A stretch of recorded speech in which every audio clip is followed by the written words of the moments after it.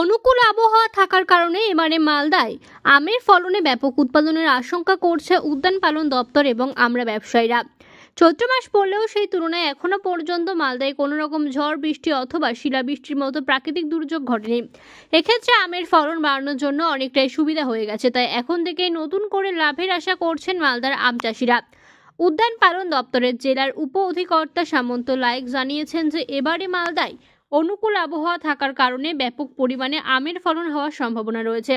এবছর প্রায় 4 থেকে 4.5 লক্ষ মেট্রিক টন আম উৎপাদনের সম্ভাবনা রয়েছে। তবে জৈব পদ্ধতিগতভাবে আমের ফলন উৎপাদনের ক্ষেত্রেও বিভিন্নভাবে চাষিদের নিয়ে আলোচনা শিবিরও করছে সংশ্লিষ্ট দপ্তর।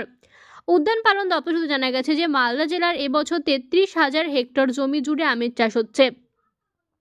মালদার 15টি ব্লকের কম বেশি সব জায়গাতেই আম উৎপাদন হয়ে থাকে। জুন মাসের প্রথম সপ্তাহ থেকে জাতের আম যেমন হিমসাগর, লক্ষণভোগ, আম্রপালি, জিলাপি গাড়া, গোলাপভোগ পাড়ার কাজ শুরু হয়ে যায়। ইতিমধ্যেই বিভিন্ন বাগানগুলিতে আমের ফলন ধরতে শুরু করেছে।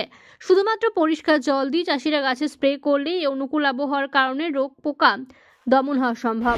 ভারতবর্ষের মধ্যে পশ্চিমবঙ্গের মালদা জেলার সর্ববৃহৎ আম উৎপাদন হয়। এবছর অনিয়ার আমাদের এখন অবধি মুকুল এবং আমের যে গুটি হয়েছে খুব ভালো ফলনের আমরা আশা করছি। এবছর অনিয়ারে এখন অবধি আবহাওয়া অনুকূলে আছে।